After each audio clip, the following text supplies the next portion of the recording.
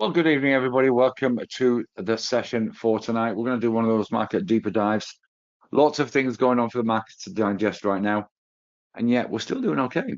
But what I thought we would do is just have a little bit more of a chat about three key things that are going on right now. The story in the trade, obviously tariff implications. Earnings season in the US that's just kicked off, of course, this week, and the US government shutdown and what that might look like and where it might go next, and what the implications of all of this may be on markets. So thank you very much for popping in. If you're watching this on YouTube, welcome as well. And as those of you watching on GoToWebinar, if you are watching on YouTube, if you like what I have to say, if it's been useful or interesting, then of course we shall be very appreciative if you just click a little like bar on that button. But either way, it's good. It's just great to see you here. Good evening to you. Rob, great to see you here, mate. I hope you're good, and I hope your Thursday's been wonderful so far.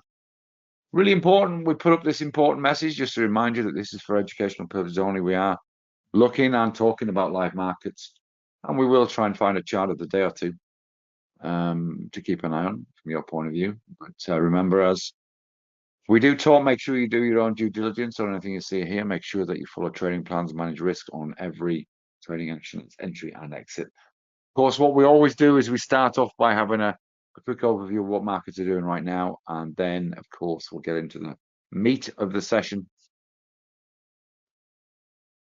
I think it is as well, Wayne. So that's really cool. Anyway, let's get into the session, and of course, what we shall do is look at what's going across the news right now. Of course, if we look at what happened last night, and we'll just zip to FinRes, and there you can see a generally positive session, really, despite everything that's going on at the moment. Only the Dow finishing slightly to the downside, so a bit mixed, not breaking any records, of course. However, what has happened is during the course of the day, the futures have looked a little more healthier as the days moved through. We've seen some buying in oil, which is very welcome. Some incredible price action in gold, which we'll talk about. Copper's been a bit weak.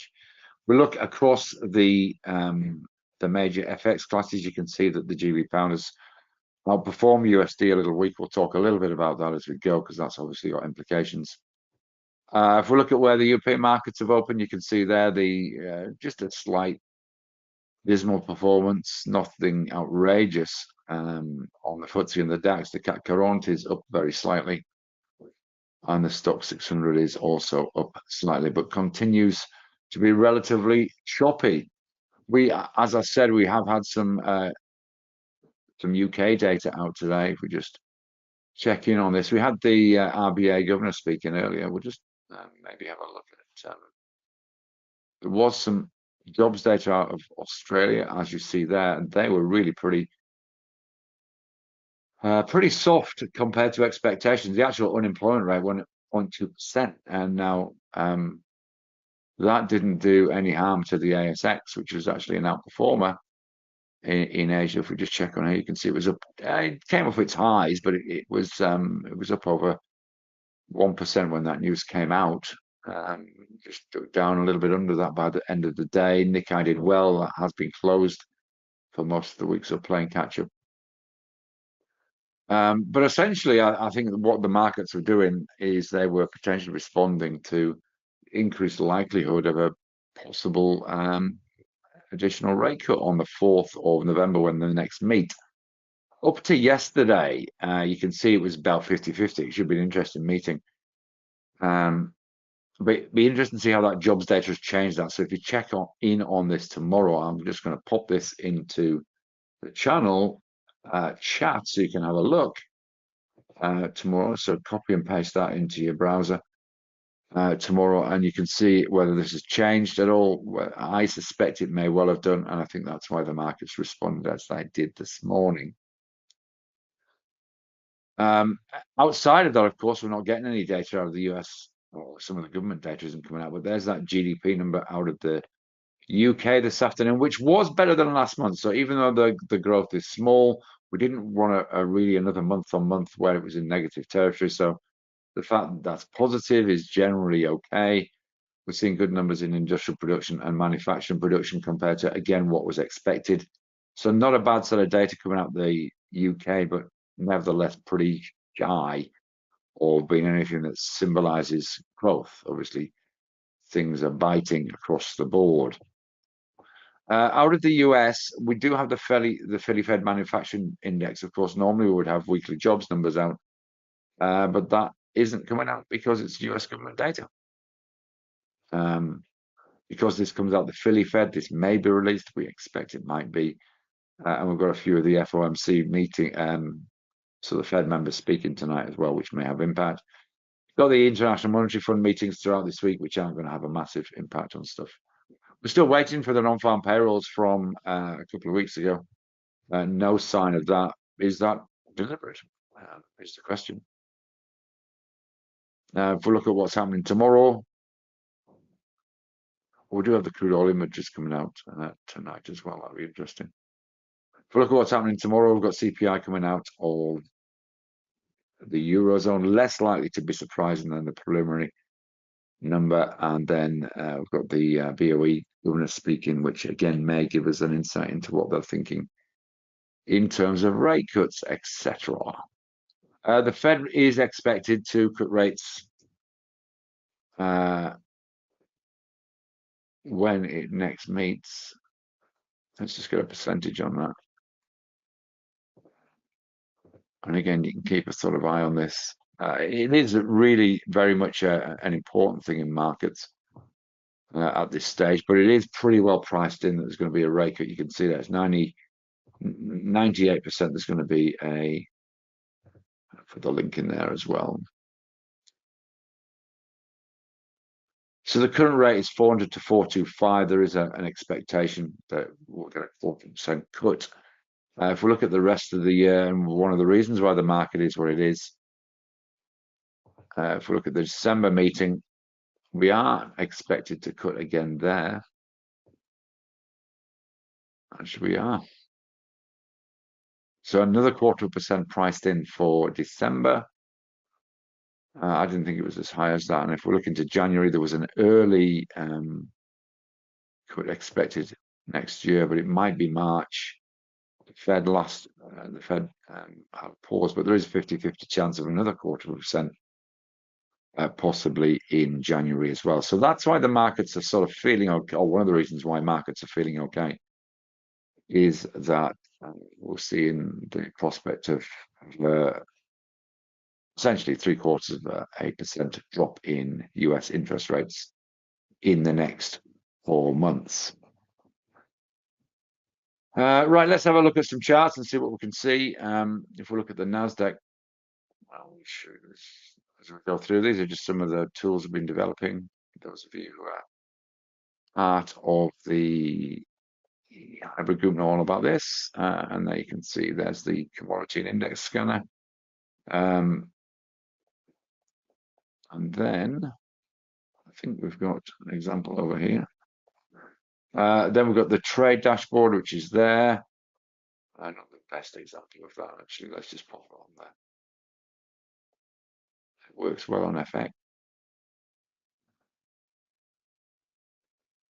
Let's just, so I'll give you a quick look at the two panels.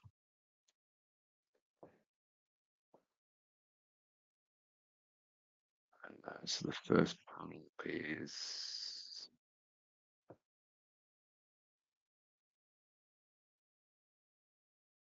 this one. So this is a market and account panel. There we go. It'll deliver us another couple. It's just getting the high performance out of the way. So it's tracking quite a lot, but you can see there it's got where your positions are. The gold's obviously still flying.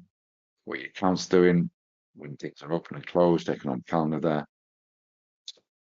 And there's the top performance in the commodity, ASX, and index space, and there's the currency strength monitor. So that's number one. Number two, which spent an incredible amount of time doing.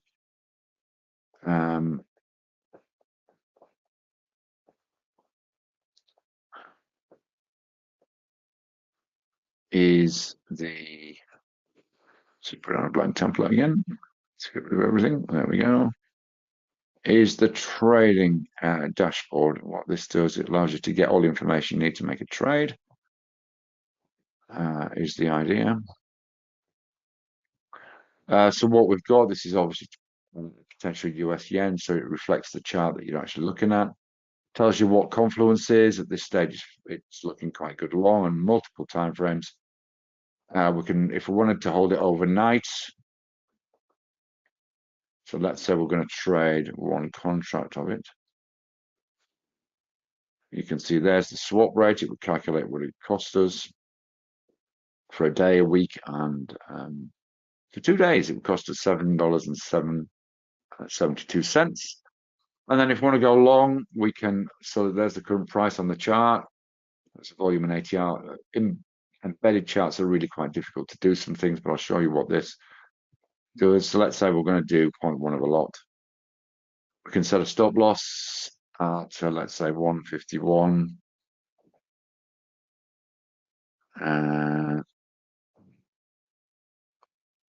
One is trading at 151.32. Let's just put it at 151.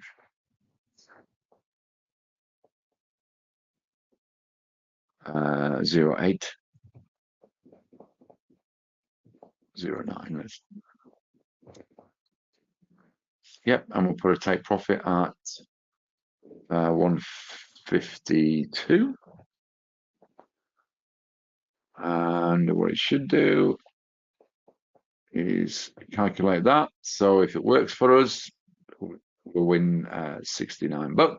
If it doesn't, if it stops, 23. So the ratio is 1 to 3. And you can see it's put on here the take profit and the stop. So if you want to change them, you can. And then of course we can do this. So the position size, and we can execute the trade. It says ready to execute, and then trade executed. And if you go into your toolbox, you'll see the trade executed right there. So that's the trading panel. So that just, it's, the aim is to make all of this easier, quicker. And what do you think of that, guys? Do you like that? You hybrid trader guys will be getting that, of course, to play with. Right, okay. Now, outside of that, let's have a look at some charts. Let's have a look at the NASDAQ. You can see there's that big drop on Friday. And of course, that was as a result of the tariff action that Trump announced on Friday on Truth Social. Lots of people hurt with Bitcoin due to the massive volatility and arguably market manipulation that occurred at the end of the trading session on Friday. But nevertheless, the NASDAQ, there's record high. So that despite that big pullback, most of this week has been positive. If we look at the US dollar, this has been one of the key stories of the week. Good, I'm glad you guys like it. That works a bit better. So good day to Michael and David and Rob and David and Roger. Thank you for your feedback. Okay, so you can see the US dollar really has not been a great place to be this week. And of course, because of that, we're seeing this. This is just amazing, absolutely staggering in terms of where gold is now. And we've called this several times. Every time there's a pullback, it's just another excuse to buy. We are now up, which looks like a good call, really, doesn't it? Okay, since the beginning of September, we are now up a staggering 16%. So record highs, obviously. I did think that 4,000 was under pressure, possibly sometime this month. It's done that really quickly. Talking about 5,000 in the next quarter, potentially as a target. I mean, there will be pullbacks like we see here, of course. This was Friday's Trump action. But gold is just a wonderful place to be. Now, why is this? So there's a couple of reasons. Obviously, we've already said the US dollar is weak. Secondly, some of the things we're going to talk about later are really impacting on international confidence in the US dollar-based assets. or in the US, sorry, in the US economy generally. So we're getting a lot of central bank buying of gold, which is helping price up. There's no drama in silver as well. That's still doing very well also, just because it's simply more affordable. One of the ideas I had for one of the panels, one of the extra panels that we could put on is the gold-silver ratio. If any of you are part of the hybrid group like that idea, just pop it into there just to remind me. And we could do a little chart on the gold-silver ratio as one of the panels you can have a look at. As well as other things we're going to put on there is volatility meters and things like that. So you can see what underlying volatility is like. There's gold. Gold continues to go up. So a combination of central bank action, distrust in the US, and of course the US dollar performance. Copper has really struggled after hitting highs not seen since this. This is before that, the last couple of days before the 50% tariff on copper imports into the US came into effect. Obviously, had this massive drop. Since then, we've done pretty well. We sort of struggled to get through this 511. We've tested that multiple times. Now we've got a little bit of a reversal. That was Friday's price action. Bit of a soft week, but it does look fairly well supported at around this 495 level, trading around this $5 level for the last few days. At this stage, there doesn't look to be much in the way of buying pressure going on. So copper's probably a place to stay away from. As for oil, we are getting a little bounce today, but oil's really quite precarious. If we look at a weekly chart, in fact, let's look at a monthly chart and you can see how precarious oil is looking. So this low here that we see here is back in March 2021. We tested that in May and we're retesting it now. So essentially we're close to 4-year lows on oil. Although that might appear to be good at the petrol pumps, it isn't really translating very well. But it's something to be aware of. But as I said, today it's been actually up since its close. But it's just drifting off in the last couple of hours again. So it looks as though we could be down for a bit of selling. Those crude oil inventories numbers are going to be really important later on tonight. So in terms of trading of the major price assets, obviously we can have a quick look at some of the, we'll have a look at some of the FX in a moment. But for the major asset classes, certainly the US indices are looking clever. Even if we look at the hourly chart, we've got nice, really nice lines in the sand. For example, the Nasdaq at around about 24,950 should take us up to 25. Gold is obviously where gold is. And then maybe even Bitcoin might be worth a look. Now, this Bitcoin's interesting. We are testing a short-term support at around about this 109,700. There is a chance if we breach that, we could test 107,300. The importance of this is if we do breach this level, this will break the pattern of, you can see there's higher highs in the last 3 peaks and higher lows in the last 3 troughs. So this will breach that. And if we do break it, but it looks as though it's holding at this stage okay. It's had a few attempts. But as I said, watch this 109.79, let's call it 109.800 level or 700 level. If it breaches that, there's possibly a couple of thousand or so, maybe even $2,500 to the downside. So the opportunities at the moment, I would suggest, are potentially long, maybe the Nasdaq, potentially short Bitcoin, and potentially long gold. Those are the 3 that are outstanding in the major asset classes. Let's look at the FX world. I don't mind doing a little bit of a deeper dive on this. But if we look at the US yen there, you can see the yen's under a bit of strife.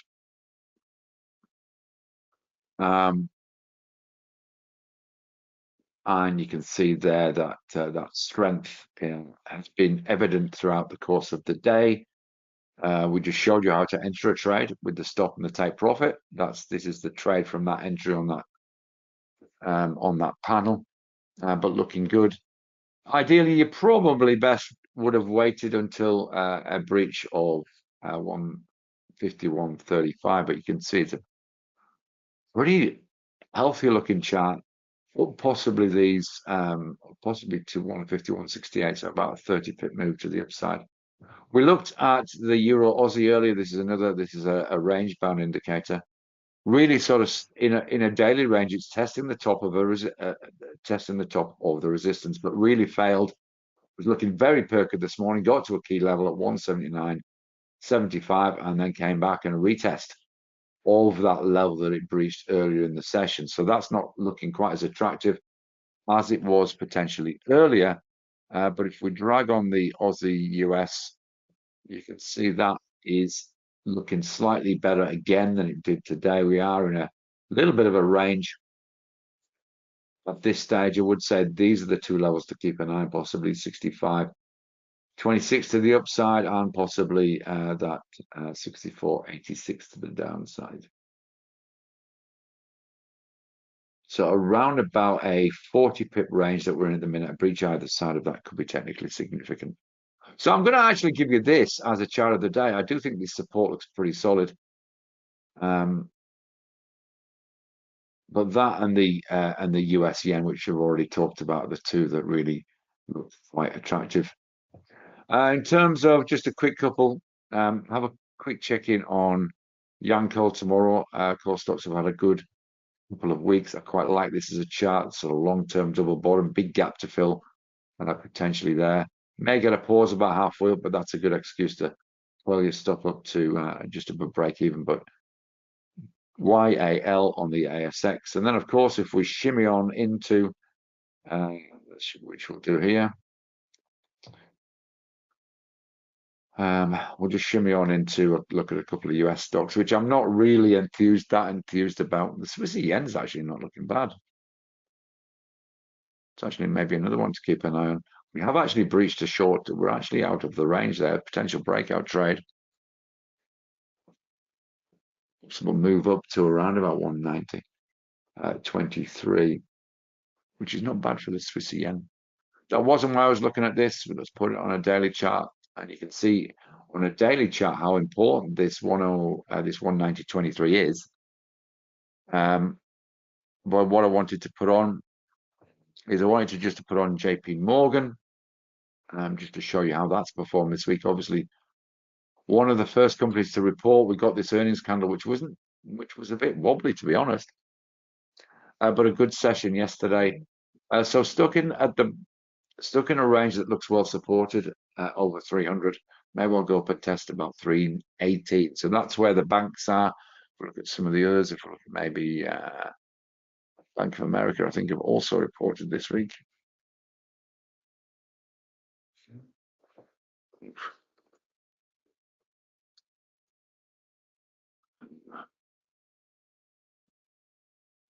So let's look at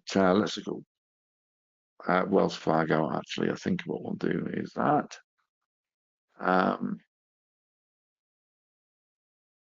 Where are you?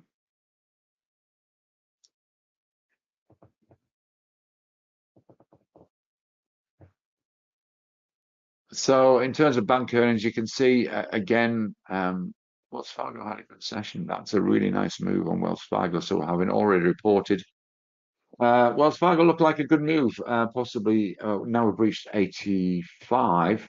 This is all-time high. It is an all-time high for Wells Fargo. So good earnings report, pushed it through a breakout. Have this as a chart of the day. If you want some bank exposure in the US, if you want some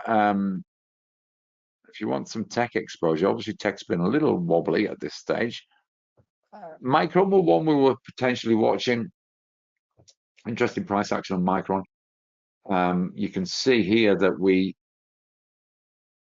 are retesting a level and extended hours trading that's important at 197.21. There's a possible move through 200 there, all-time highs for Micron as well. Let's have just a quick look at Netflix. Sorry, not Netflix, Nvidia. The question is, have Nvidia found a little support at around about this 181 level? Looking for a breach of 190. Really quite a tricky week. This may be impacted by the stuff that's going on with China. That's possibly influential on price. So it's possibly worth just being a little cautious about getting in. One that is maybe worth keeping again on your radar is Tesla. Again, we've got a support level that it's tested and bounced off of around about 420. We're stuck in a short-term range for right now with a top at around about 40.40. I'll be keeping an eye on this level for a potential $40, $35 to $40 move in Tesla. So there you go. There's some charts to have a look at, to consider. As always, make sure you're positioning accordingly to the underlying fairly high risk situation that's kicking around right now. Let's just have a little bit of a deeper dive on what's been happening that's driving the markets right now, the three key things. Let's start with trade. Oh, right. Okay. So we wind the clock back to last Friday. Trump rolled out of bed, got upset about China's ports of China's increased export restrictions on rare earths and semiconductors. This set Trump a lot. He likes his rare earths. Rare earths are, which I'm going to do a maybe even a report to download next week, just for those of you who are less familiar with what rare earths are all about. But essentially, the US need them. China produce about 70% of them, process around about 90% of the world's rare earth. Australia's in a good position because they produce around about 8 or 9% of the rare earths. The sort of key companies are companies like LYC, which we've talked about. There's been a multiple chart of the day. It did have a little pullback today. It got quite a significant pullback today. But look, this is on the back of this move upwards. So since early July, LYC are still up, despite today's pullback around about 155%. Obviously, this has played into that. The talks that China and the US may be getting things together a little bit. It's probably resulting in a little bit of a pullback today, just in case. Let's take some profit off the table, pullback. I'll be watching for a move over over that sort of 22 level. Iluka is another one, but that got thumped even harder today. Big gaps up in Iluka on the back of what's been happening. But again, context is all important. The fact that we've pulled back to this level just beneath 860 is probably technically important. So rare earth stocks having a breather, but that doesn't mean the story is done. It just means the story is paused at this stage. Now, of course, one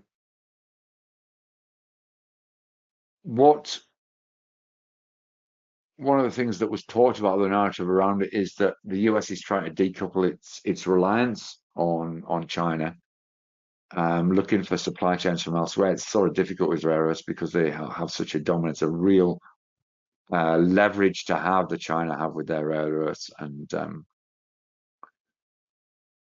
of course, other things, it's not so dramatic. But what's also happening with all of this is, because of the tariffs that have been imposed, which of course are payable by US farmers, not by the Chinese. The tariff is a local imposed tax that is paid by the importers.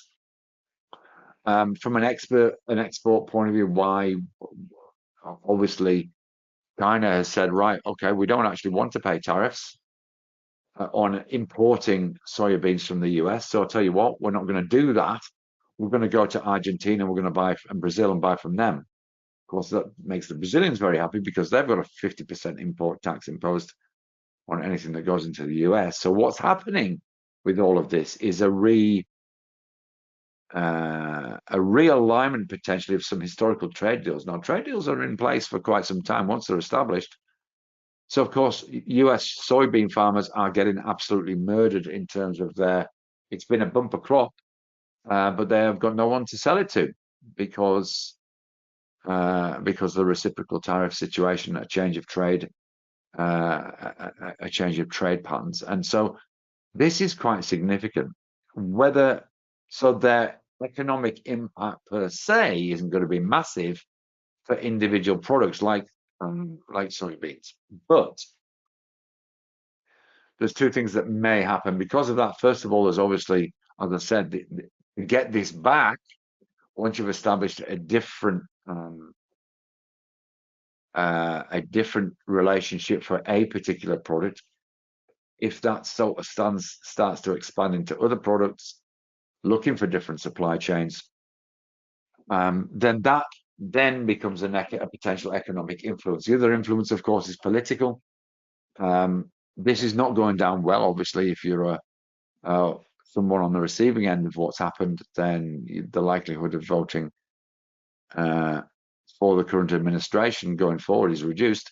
But also there's the sympathy that goes around that. Why are we doing this to our farmers?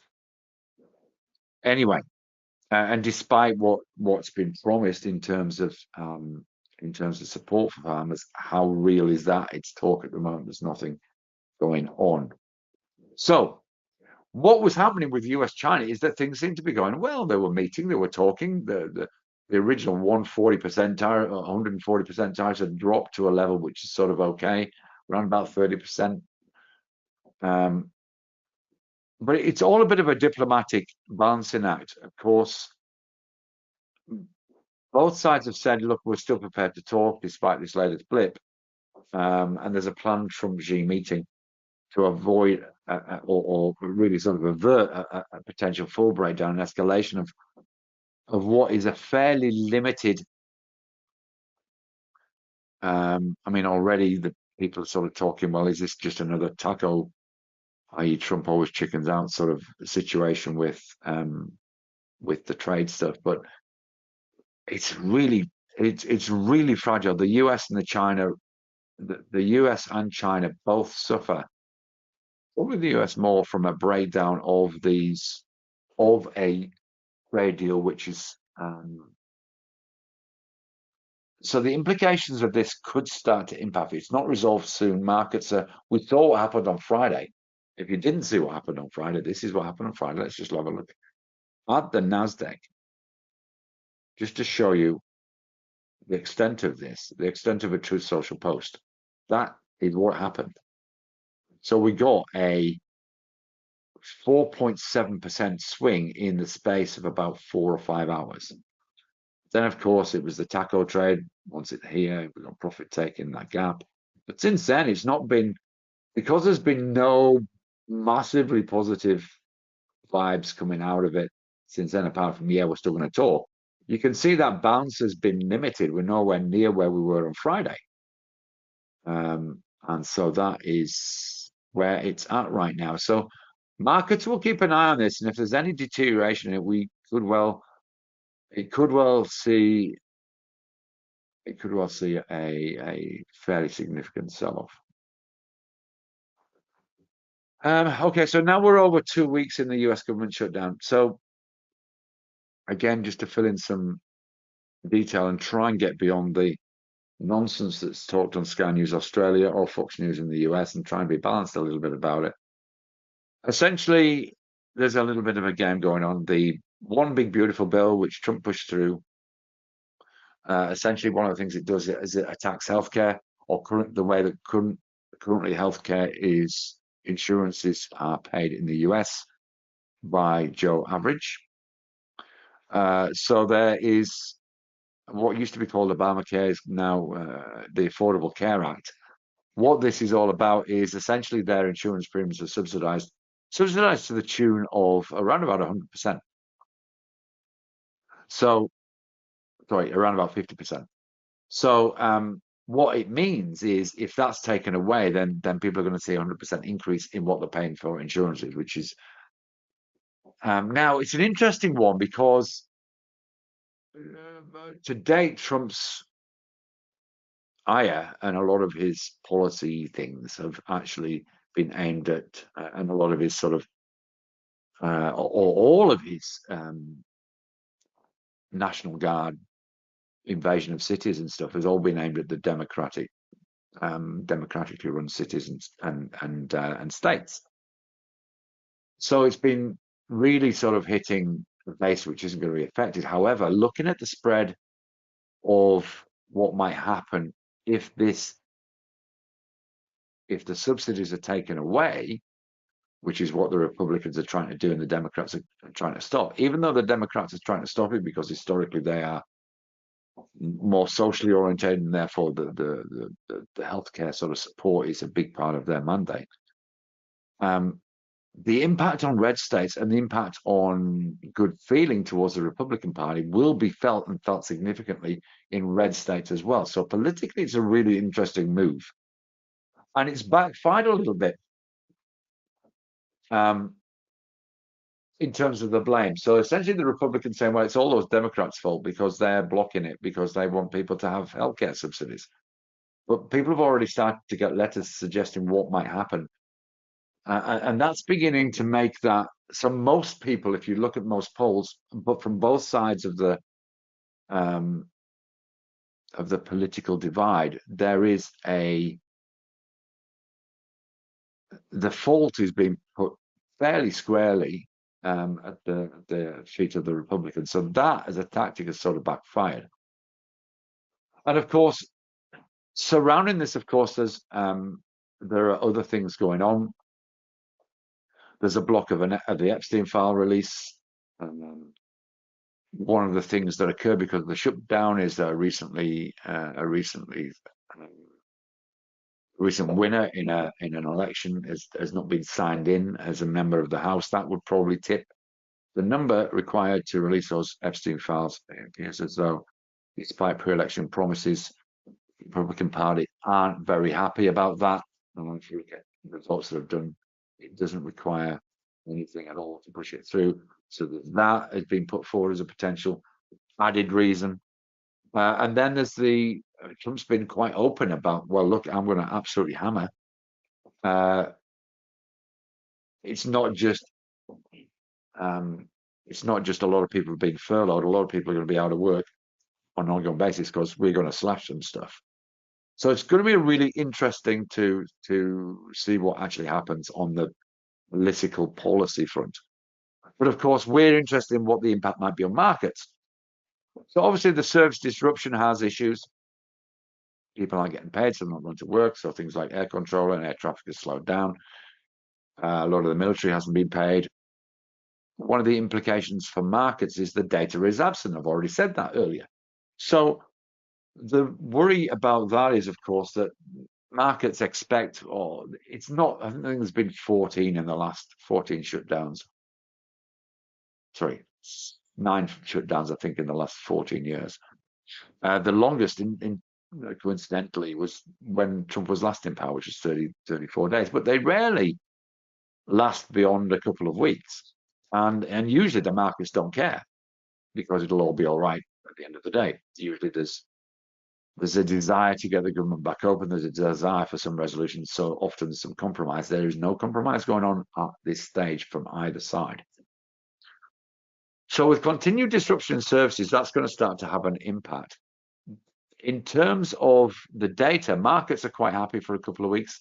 Of course, one of the other suspicious theories one of the other theories that are kicking around is the data, which has been in decline, has been dreadful in terms of, and it's getting beyond the stage where the Republican administration can just turn around and say it's all Biden's fault, because the data is getting worse. The jobs data is appalling. The CPI data is very sticky. And so if that data continues to come in well, then that sort of, look at the reasons why the Republicans did so well, then they sold it on being great for transparency. They're not being great for immigration, and they did a fantastic job, credit where credit's due, in sort of stopping people coming over the border. But some of the behaviours since then have been with ICE agents have been questionable. So they've sort of tarnished their immigration a little bit. And of course, the other thing was the economy, which is all over the place. So, but markets have been cool. And generally speaking, the thinking was that markets would be cool for a couple of weeks because that was what I expected. However, you know how markets dislike uncertainty. And if this continues for any length of time, then of course, an absence of jobs data is going to start to twitch markets. An absence of CPI data is going to twitch markets. That uncertainty will breed further uncertainty and further suspicions, and we need some resolution on this. Now, of course, I can't go past talking about the US administration, and it's probably quite clear which side I favour, but I aim to be quite balanced and credit where credit's due. What happened in the Middle East this week is fantastic, and some credit's got to go to Trump for making that happen. I don't buy into the argument. I don't think there's any point now in winding the clock back and say, well, this should have happened in January. There was a ceasefire in January, and it all blew apart after the second round of hostage release. But to see the hostages released is good. To have at least people talking about some sort of solution going forward is awesome.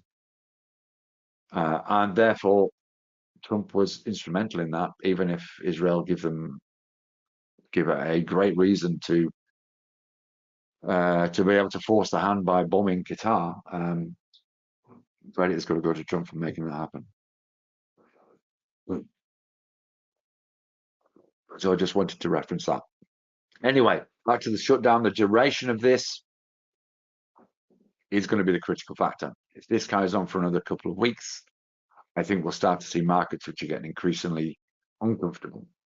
It's also part of the reason that we're seeing international confidence in the US diminish, why we're seeing gold where it is, why we're seeing a lot of people looking for different trade partners. So it's a combination of that uncertainty created by shutdown. Idiots like Pete Hegseth, who's now with the Department of War, now that rather than the Department of Defense, are helping situations. But that confidence is dropping. This is not going to help. But then, are earnings going to be the savior? So we started earnings season, so we're sort of looking at the first 2 quarters of earnings. And of course, for the next 3 weeks, we are going to get some big players reporting, with most of the S&P 500 reporting in that 3-week period. Somewhere around about 93% will report in the next 3 weeks. We're only at the start of that, so less than 15% at this stage. Some more earnings tonight.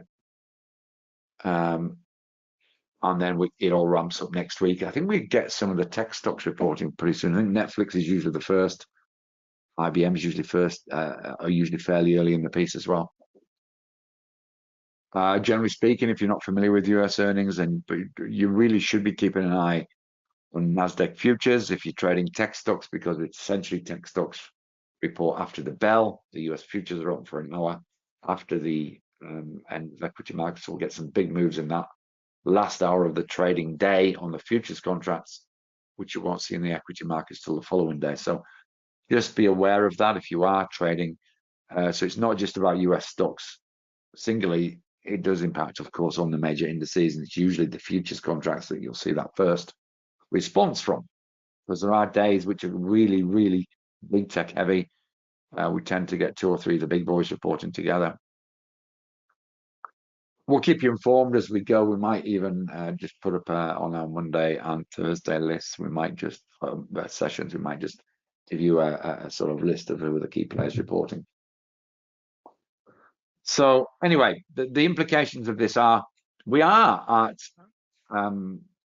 usually on our Monday session. We'll have a look. There's the latest updates. There's a company called FactSet who are very good on Monday updates. Also, they tend to give an excellent summary on a Friday.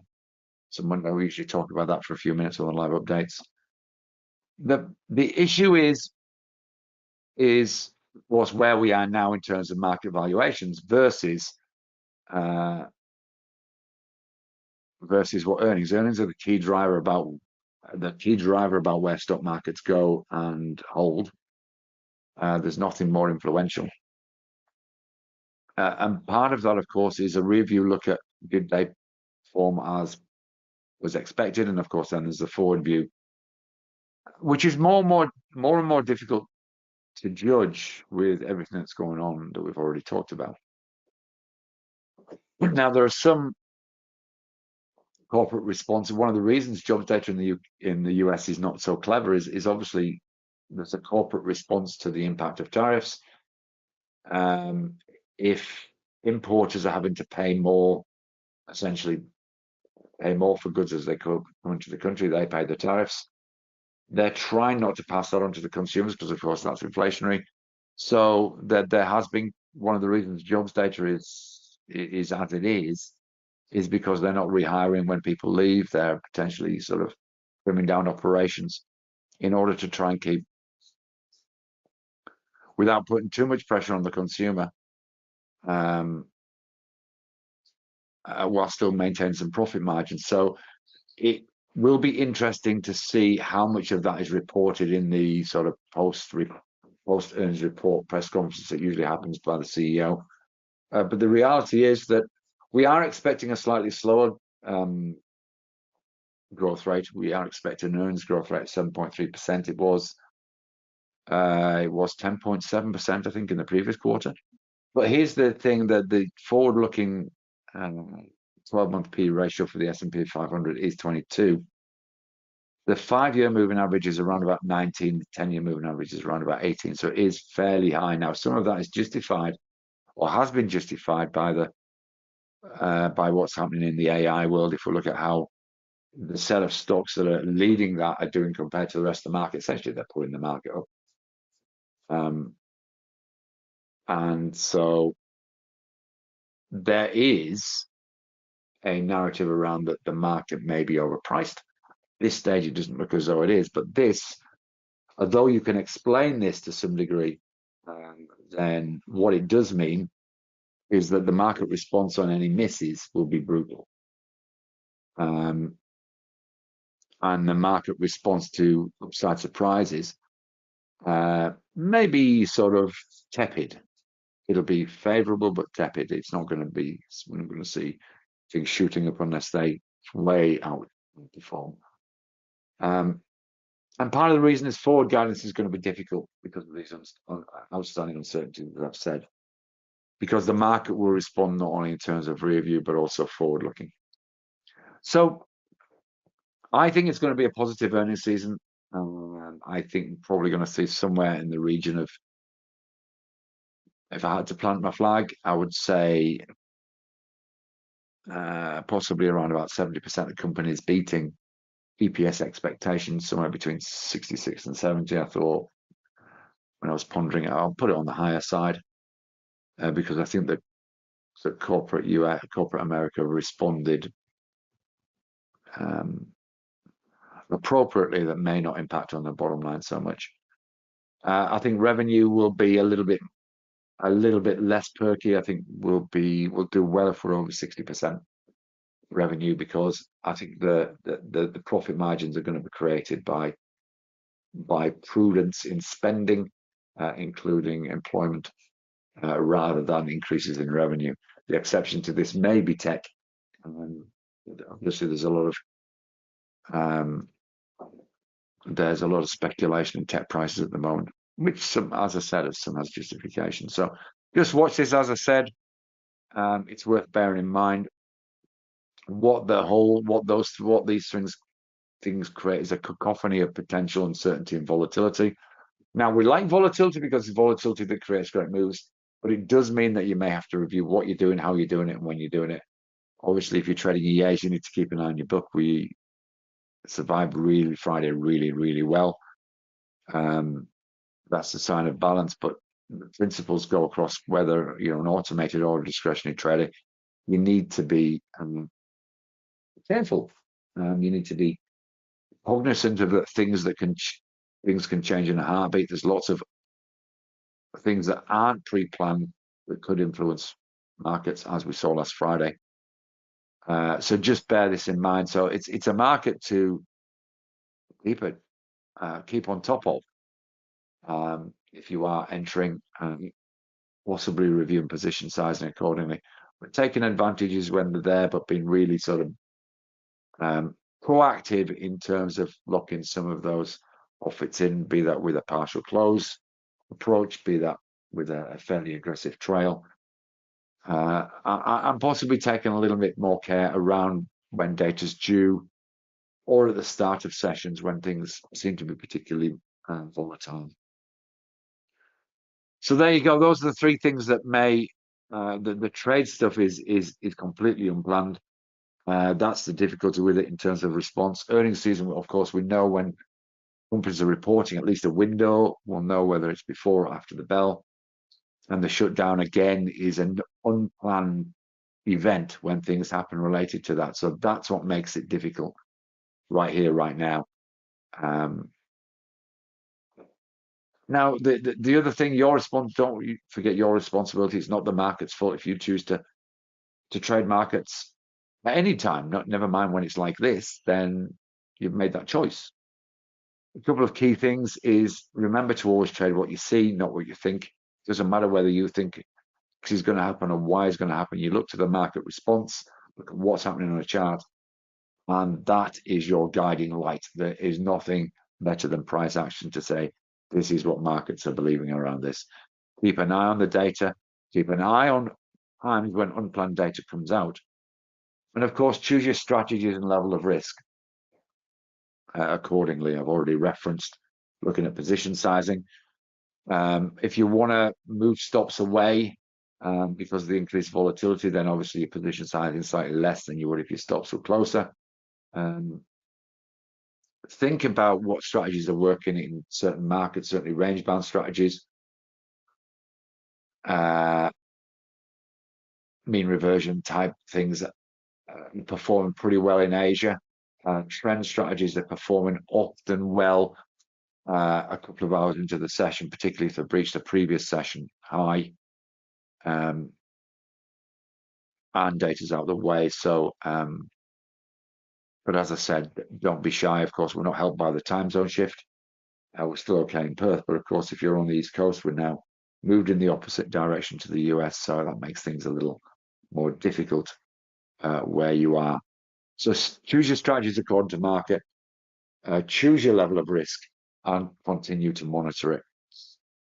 And the third thing is, every time this sort of thing happens, learn lessons from uncertainty. If you see the market becoming increasingly uncertain and volatility increasing, even if you choose to trade less, keep an eye on it. Think, well, what would have worked in this situation, because this happens again and again and again. And the more you learn from times, even when you're not trading as often as perhaps you would normally, the more you learn, the better you're going to be prepared for next time. So, and look for assets that survive or even thrive in these circumstances. Obviously, gold's the key example over the last few weeks. As I've said, there's a number of reasons why there's tailwinds behind gold and very few headwinds, apart from people getting nosebleeds because of the price. So look at that as part of your daily routine. That's why things like that dashboard are going to be really important. It gives you that quick glance at what's happening with the markets now across a number of assets. Use some of the sites that I've told you. This is great to give you just that overview of where everything's at a heartbeat. So yeah, make sure you've got the right tools and the right resources that are reliable, that are good, that are balanced, that are not just opinion, but are based on some sort of reality. So there you go. That's my session for today. Of course, make sure you follow through on this. If there's any questions or comments, pop them in now.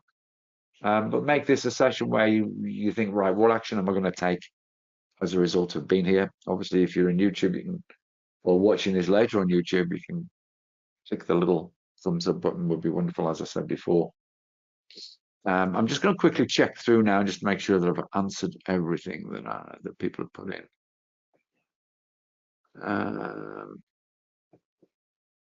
I think I have. LIT, I think that was that a stock you want me to have a look at, Michael?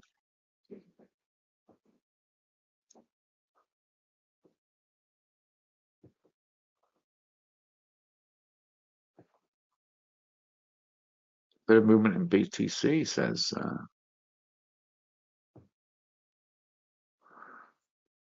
LIT.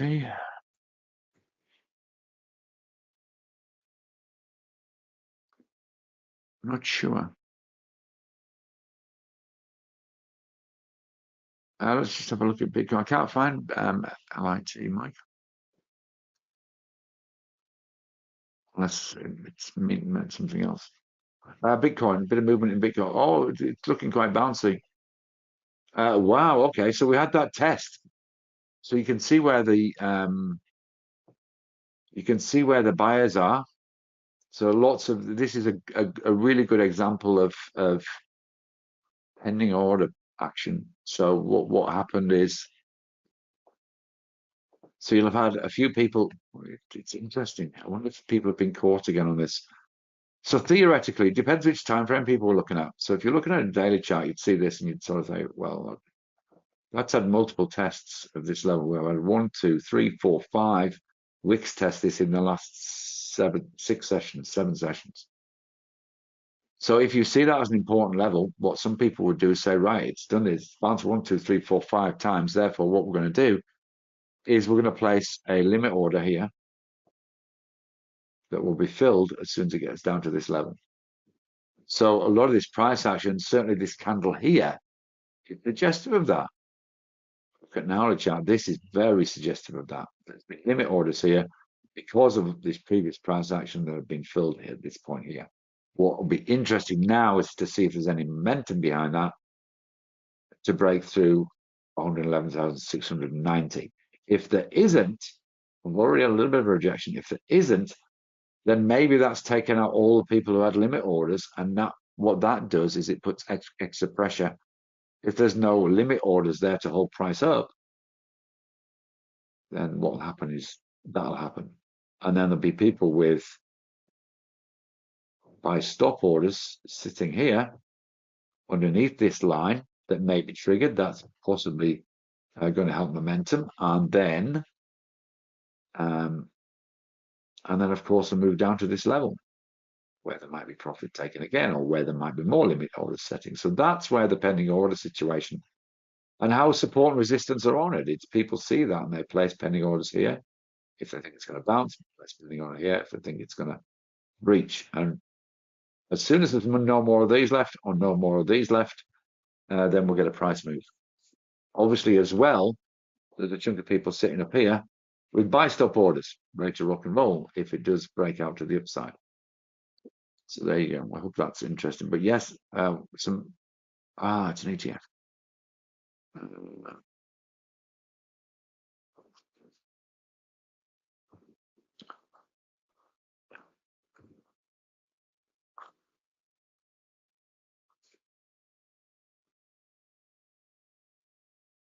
Global X Lithium and Battery Technology ETF. Okay. Trades on the NYSE. It is looking very good. It's a good call, Michael.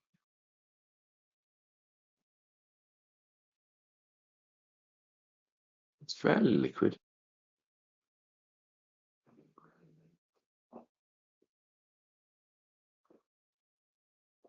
Let's just have a quicker. I just want some more info, a bit more detail. Green market looking good. It's up 2.34%. It's not bad. That's just see where that bid and ask is. I'm not sure how liquid it is. There obviously won't be any trading volume.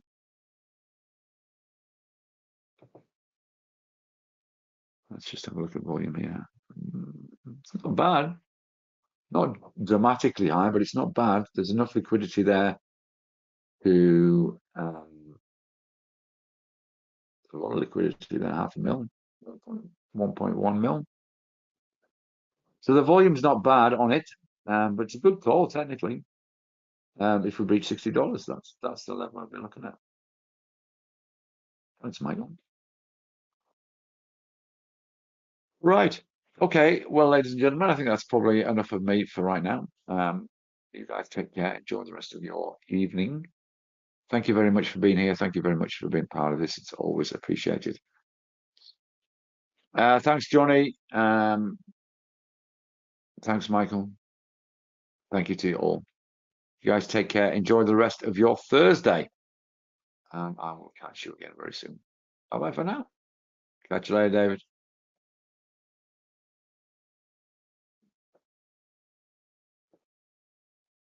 See you soon.